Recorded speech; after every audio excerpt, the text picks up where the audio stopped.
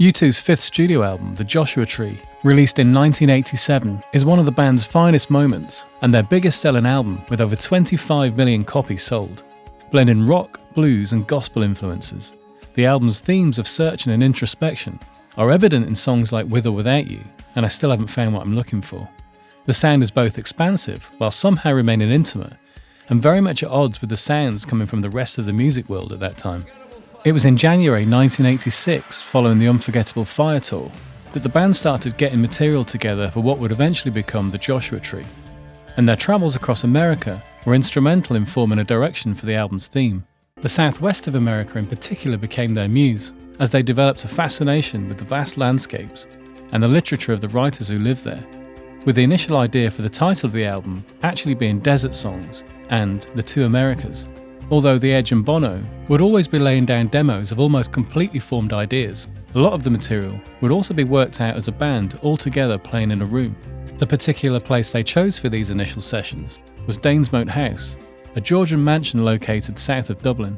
The Edge had initially viewed it while house hunting. He did pass on actually purchasing it, thought it would provide a great atmosphere for recording. Adam Clayton took a shine to it though, and did actually later buy it himself. The plan was to find inspiration and use the space to create an atmosphere, much like they achieved with their previous album recorded at Slane Castle. The group were joined at Moat by producers Brian Eno and Daniel Lanois, along with engineers Dave Meagan and Flood. Flood was originally going to mix the record, but had to leave the sessions early due to a prior commitment. Mark Wallace and Steve Lillywhite took on this task instead. The producers shared their time with the band, with Lanois and Eno taking it in turns, spending 1 or 2 weeks each with the band. Both were encouraging their interest in American roots music and gospel. The creative process for coming up with new songs as a collective was very interesting.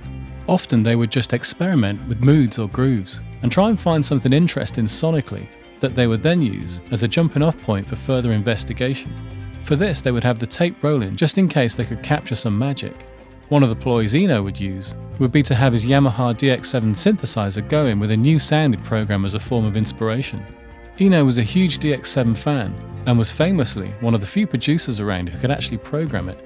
Dave Meagan said, "It would be just like a cello line with no intention of staying forever, just something to inspire people when they walked into the room." These pieces would then start becoming songs, with further elaboration and chord changes, but could also be stripped for their parts later if the song wasn't deemed good enough. One of these songs was named Weather Girls, and its drum part was taken to form the basis of I Still Haven't Found What I'm Looking For.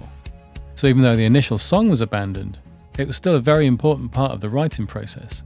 Lanois was very keen on getting the best from Bono's vocal performances, and where possible, encouraged him to sing at the top of his register in order to squeeze as much emotion as possible out of him. Dave Meagan remembers some of the main equipment used for the recording. For vocals, other than Trip Through Your Wires, it was always a Shure SM58. Danny had a very temperamental Sony C500 that was used for that one. He also had a magical patch lead that he had since the Peter Gabriel Sledgehammer days, which, if you used to make a split of the vocal and then mix it back in with the original, would give a wonderful brightness to it that couldn't be achieved by EQ. I thought it was just an out-of-phase lead at first, so I tried to make one of my own, but it didn't work the same way, so it was truly a magical lead.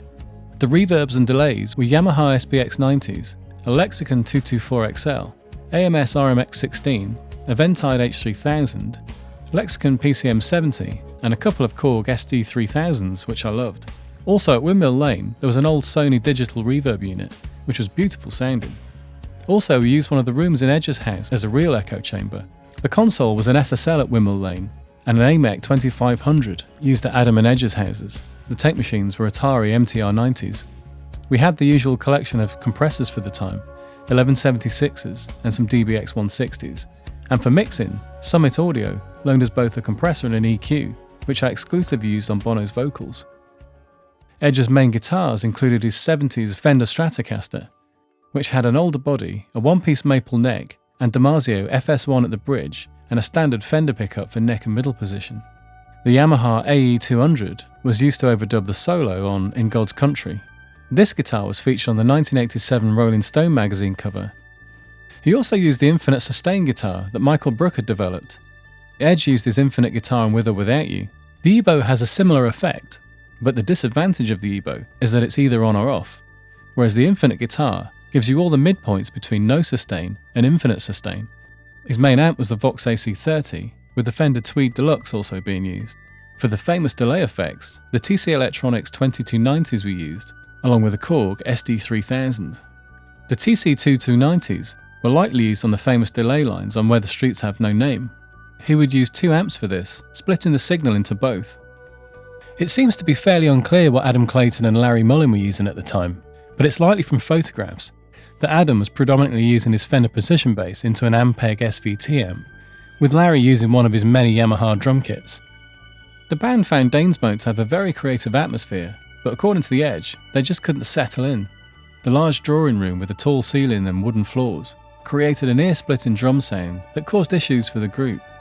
The band took a break from recording in July '86, resuming a month later Edge's newly purchased house, Mel Beach, and later alternating between here and Windmill Lane Studios in Dublin. Lanois said of Mel Beach, "That was a less rock and roll room, but we made it work. I think there were a lot of headaches, isolating people and having to build baffles around the place." The Edge thought the house was more sombre, but said it had a solid, unpretentious quality that seemed to hold the energy in. Mothers of the Disappeared and Bullet in the Sky were among the songs that evolved at Mel Beach. Lanois said that most of the record was actually done there. Where the Streets Have No Name was one of the fully formed songs that The Edge brought in, but proved to be the most difficult song to nail by far. As the album's sessions were nearing completion, Edge felt they were lacking standout live songs, and he really wanted to create the ultimate U2 live track. Imagining himself as a fan at a U2 concert and what he would love to hear. After finishing the rough mix, he was ecstatic, feeling that he'd created the best guitar part of his career.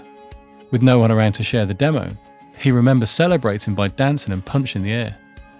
The complications arose, as the initial guitar part starts in 6/8, later resolve into 4/4 through a wash of delay, with The Edge the only one who really understood what was happening. They ended up working on getting it right for months, with Eno believing they were getting nowhere with it. And crucially, they were spending way too much time on this one track, which was beginning to be a detriment to the other songs. It was at this point that Eno made an executive decision to stage an accident by mistakenly erasing the tape in order to force them to start afresh, believing they would get the song completed quicker. He had armed all the tracks and was ready to go when one of the engineers unexpectedly came into the room and physically stopped him from going ahead with his dastardly plan. Eno still believed it would have been the right thing to do, as he estimated that half the album's recording time was spent on that one song. U2 manager Paul McGuinness said that as they neared the end of the Joshua Tree sessions, it seems they couldn't quite get it over the line, so he suggested they bring in mixing engineer Steve Lillywhite to help out. Not surprisingly, McGuinness says, "I don't think Eno and Lanois were very happy about that." Larry remarked that between Eno and Lanois, neither of them really understood rock and roll, or more importantly, how to get rock and roll on the radio. Steve has pop ears and understands what's necessary to get your songs on the radio. With the album's cinematic theme being realised, they ventured back out to America's Midwest for its artwork and important cover photo. The photographer really liked the Mojave Desert as a backdrop and proceeded to recce the area for a perfect spot. On the evening after the first day's shooting, photographer Anton Corbin told the band about Joshua trees, and he suggested they use them for the sleeve. Bono was pleased to discover the religious significance of them. According to Mormon legend, early settlers named the plant after the Old Testament prophet Joshua, as the trees' stretching branches reminded them of Joshua raising his hands in prayer. The following day, Bono declared the album should be titled The Joshua Tree. That morning, whilst driving near Darwin, they spotted a lone standing tree in the desert. Corbin was hoping to find a single tree, as he thought it would result in a better photograph than if he'd shot the band amongst a group of trees. They stopped the bus and photographed with the lone plant for about 20 minutes. It was all fairly spontaneous. Despite shooting in the desert, the group dealt with cold weather during parts of the trip. Bono said, "It was freezing, but we had to take our coats off so it would at least look like a desert. That's one of the reasons we look so grim." The album was released in 1987, with Island Records splashing out $100,000 on store displays to advertise it. The lead single, With or Without You, topped the charts and paved the way for its inevitable success. It's easily one of U2's finest moments and the biggest selling album of their career, and is often voted one of the greatest albums of all time. I'd like to thank Bob Dylan for Tangled Up in Blue, Flannery O'Connor, Jimi Hendrix, Walt Disney, John the Baptist, George Best, Gregory Peck, James T. Kirk, Morris Pratt, Dr. Ruth, Fawn Hall, Batman and Robin, Lucky the Dog, Pee Wee Herman, the YMCA, Eddie the Eagle, sumo wrestlers throughout the world, and of course, Ronald Reagan.